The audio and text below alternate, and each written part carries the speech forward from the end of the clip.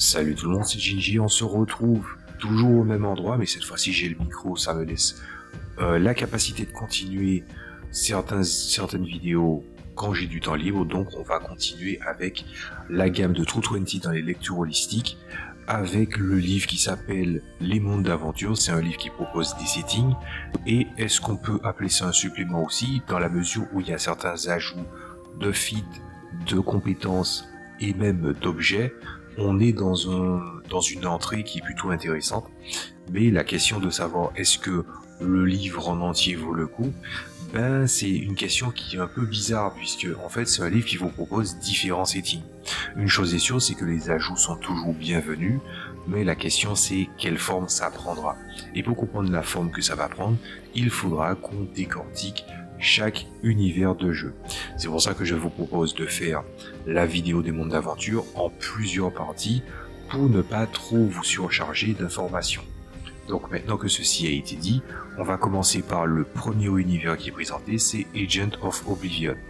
Donc qu'est-ce que c'est que cet univers? Donc c'est un jeu d'horreur d'espionnage inspiré par 007, Lovecraft, X-Files et les livres de Tom Clancy. Donc on est sur quelque chose d'assez typé. C'est peut-être l'univers qui est présenté qui a, on va dire visuellement parlant, le moins d'identité.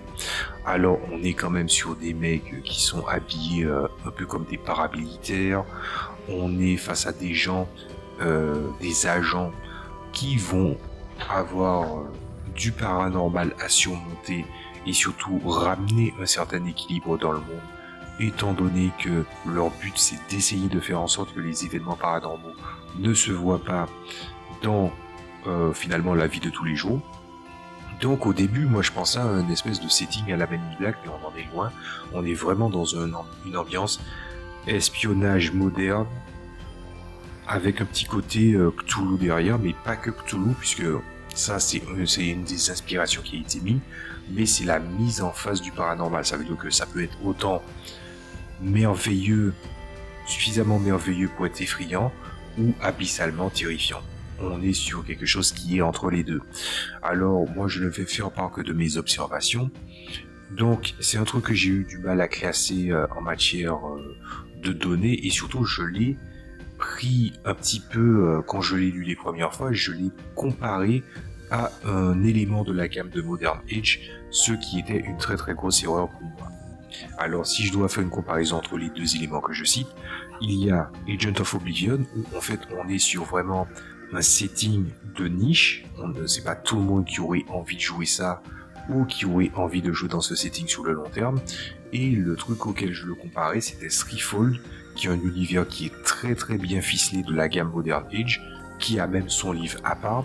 Sauf que si on va prendre le mélange un petit peu Tom Clancy, 007 avec des éléments de surnaturel, avec un je ne sais quoi un peu trop sérieux du type Cthulhu, contre aussi une organisation rivale, tout ça, ben Threefold, on est plutôt vers une espèce de mélange entre Stargate SG1, Stargate Atlantis, les séries Stargate, Shadowhunters, et certains univers blockbusters, certaines séries qui montrent vraiment des événements à la fois de science-fiction mais aussi de fantasy. On est plutôt sur ce genre de choses-là. Donc pourquoi j'ai fait cette comparaison?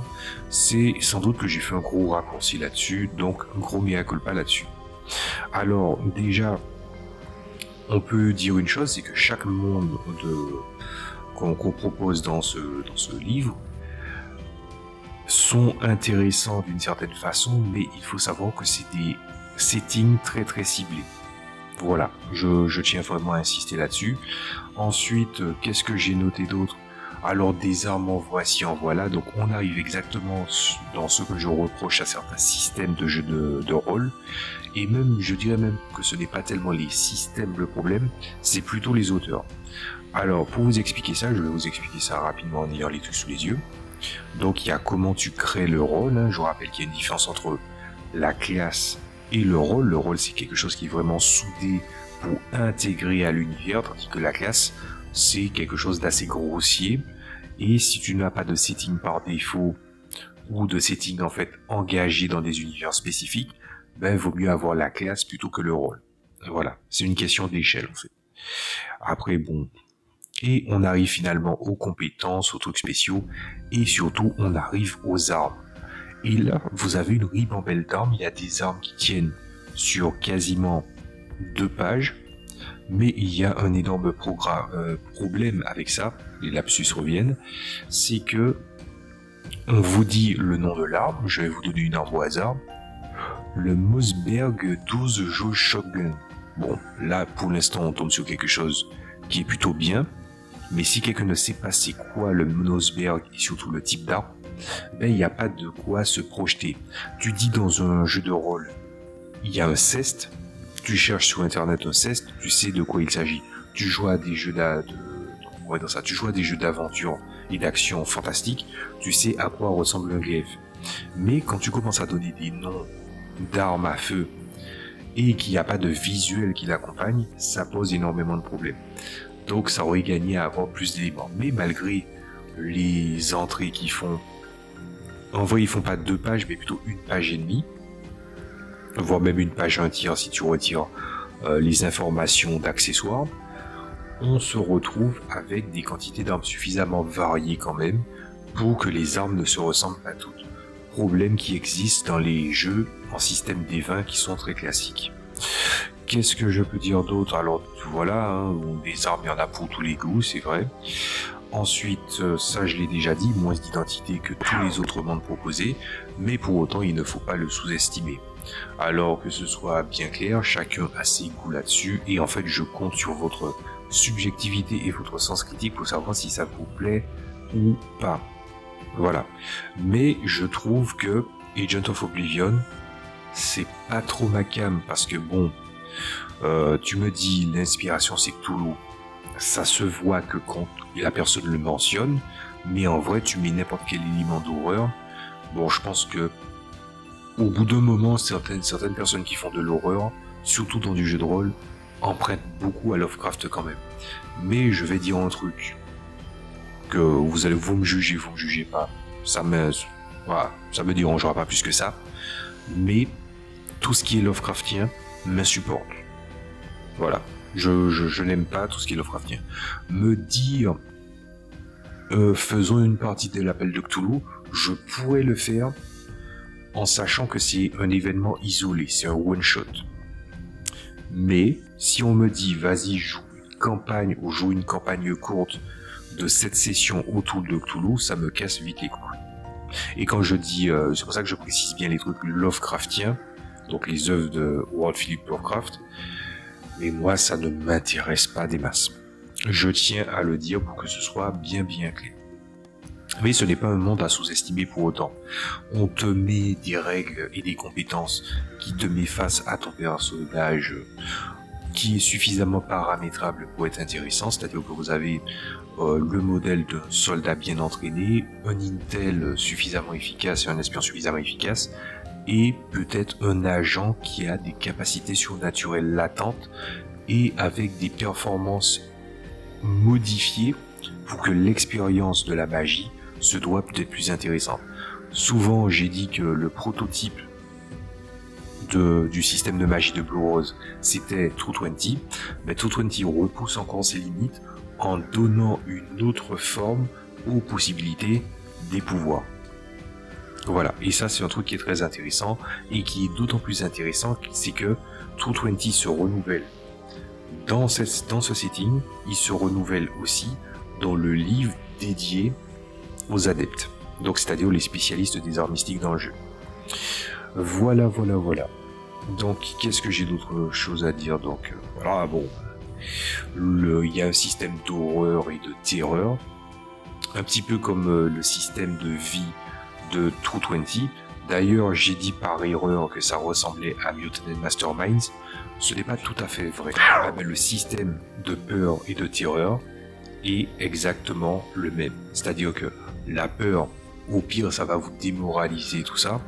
Et la terreur, ben, ça peut vous mener aux portes de la folie. C'est tout ce que j'ai à dire là-dessus. Alors, à qui je conseille ce setting, s'il y a vraiment un setting? Donc, c'est un setting de niche. Je pense que c'est pas un truc qui plaît spécifiquement aux gens. Moi, je voudrais bien que les gens se battent un peu plus pour faire des choses de niche plutôt que de se verser dans du fantastique. Comment les gens disent déjà, j'ai entendu ça, le Dungeonverse. Voilà, je voudrais vraiment que les gens essaient d'aller plus loin, même s'ils utilisent le système D20, c'est pas ça le problème, ou un dérivé. C'est plutôt qu'il faut sortir de ce côté Dungeonverse là qui commence à engloutir le monde et qui entre guillemets qui casse un peu les couilles parce que les gens ne voient que ça. Entre les gens qui disent j'ai besoin de quelque chose de nouveau, mais ils ne veulent pas trop s'écarter, c'est un peu chiant. Mais c'est vrai que c'est difficile de vendre ça à quelqu'un. Mais étant donné qu'il n'y a pas de système de vie conventionnel, je pense que les fans de Cthulhu, l'appel de Cthulhu, vont énormément kiffer ce setting-là. Après aussi, je trouve que le setting, visuellement parlant, au niveau des images, ça fait pas rêver, c'est pas en mettant des caractères comme si c'était une machine à écrire, et puis bon, le mec avec une cagoule, une mitraillette, tout ça. De toutes les façons, vous verrez ça sur l'image de la vidéo. Je trouve pas ça si... comment dire ça? Je ne trouve pas ça si vendeur que ça. Et je pense que c'est aussi une des raisons pour laquelle je l'ai comparé à Threefold, parce que ce que True20 avait de pudique en matière de visuel, les gammes Age, toutes les gammes Age, quelles qu'elles soient, te proposent vraiment une essence visuelle où tu peux te projeter là-dedans, et quand c'est un univers visuel bien spécifique, avec certains problèmes, mais on parlera de ça bien plus tard, beaucoup plus intéressant. Donc c'est tout. Donc c'est ça, c'était le premier monde sur 5 des mondes d'aventure. C'est vrai que bon, comme c'est pas trop ma cam, j'ai eu du mal à le vendre, mais mis à part le fait que c'est pas ma cam, faut avouer que les armes, le système de True20 arrive à faire quelque chose que certains jeux système D20 n'arrivent pas à faire. C'est souvent on a des armes, et puis en fait tu te dis oui mais telle arme elle fait tel dégât. Tu te dis ouais mais la différence entre cette arme là et celle-là, c'est des fois juste même là, c'est la même portée, mais pas forcément c'est la même portée, c'est les mêmes dégâts, et la seule chose qui change, c'est des choses assez particulières. Par exemple, il y a des armes qui te disent oui, t'as un bonus de critique de tel truc, et des fois t'as même pas ça, les armes se ressemblent énormément. Il y a beaucoup d'armes qui sont dans la même tranche de dégâts dans les jeux à système D20, et True20 arrive en mettant un système de dégâts qui n'est pas basé sur la quantité de dégâts en lançant un dé, mais plutôt que la valeur de, moi ce que j'appelle dans mon jeu principal, la valeur d'influence, c'est-à-dire la puissance. Comme la puissance elle est figée, comme Jotun and Masterminds d'ailleurs, ben avec le système de dégâts où en fait l'arme est déjà puissante et que tu dois pouvoir surmonter les dégâts en l'encaissant, ben des armes à puissance variable ou à effet de critique variable, ce qui sauve encore le jeu, puisque finalement tu te retrouves avec un jeu qui a quand même le cul entre deux chaises, c'est-à-dire quelque chose d'original mais quand même un petit peu de la 3.5, ben c'est là où ça le sauve, puisque on sent vraiment de l'identité dans les armes, et la manière dont les feats sont construits, surtout sur un jeu de feats à la carte, ben tu peux mettre de l'identité aux armes avec des règles maison. Peut-être même que je vais travailler sur ça, et dans un côté de l'écran, je pourrais même vous montrer certaines recherches que j'aurais pu faire là-dessus. Mais ça sera pas avant un autre moment. Je vous dis à la prochaine fois pour un autre monde d'aventure. Salut à tous, et amusez-vous bien. N'oubliez jamais ça.